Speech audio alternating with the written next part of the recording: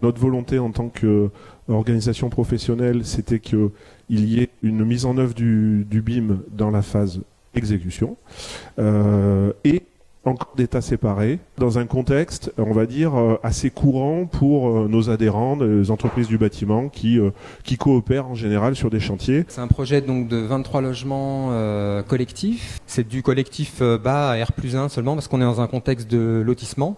Et on a aussi des toutes petites entreprises où ils sont une dizaine, 5, etc. Et là, du coup, effectivement, la question du BIM, elle se pose. C'est à quoi il sert et surtout, comment je fais. Comment, moi, petite entreprise, je suis capable d'intervenir dans la maquette numérique. Comment je viens visualiser une maquette numérique. Comment je viens extraire des quantités, des informations. Comment je viens récupérer mes surfaces, mes traits, etc. Tout ça, je peux venir le faire avec la maquette numérique. Nous, on n'a pas de gros bureau d'études. On a une structure, c'est 30 ouvriers, 3 personnes dans les bureaux.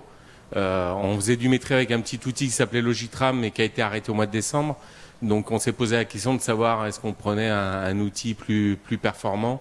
Et du coup on a dit autant faire le pas sur le BIM puisque je pense que dans les années à venir on y sera de plus en plus confrontés. Nos chefs de chantier s'équipent de viewers aujourd'hui pour le BIM.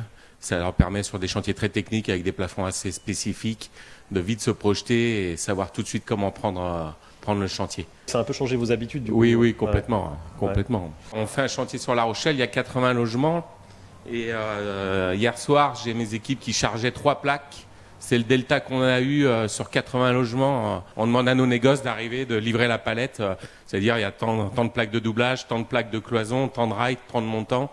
Et c'est livré comme ça en package, ce qui fait que les équipes ne se posent pas de questions pour approvisionner. Si on définit bien les outils qu'on utilise et la façon qu'on a de collaborer sur le chantier, l'ensemble des intervenants, l'ensemble des entreprises ont un gain à avoir, et c'est pas un gain dans du maîtrise ou du débours ou de l'approvisionnement, c'est juste un gain dans l'efficacité des échanges, on va dire, avec les autres intervenants sur le chantier. Donc je pense très fort à la maîtrise d'œuvre et je pense aux autres corps d'État. Le fait d'avoir une plateforme facile à utiliser, facile à mettre en place, où les modalités de connexion, les modalités de dépôt de documents sont pas compliquées en fait à utiliser. Ça déjà, ça a vraiment aidé à ce que l'intégralité des entreprises ou des intervenants, en fait, des acteurs, puissent avoir connaissance de tous les documents qui étaient transférés, déposés, récupérés, téléchargés ou non. Ça, on avait vraiment une très bonne collaboration. Une chose qu'on n'a pas dit, Armelle Rakoto-Malalas, c'est quand même que quand vous partez pour le BIM, c'est l'après qui vous intéresse. Pour nous, c'est la gestion, effectivement. Il y a la partie construction, mais il y a aussi la partie gestion. Le bâtiment, ça dure 50 ans. C'est pas juste le temps de construction qui dure 5 ans.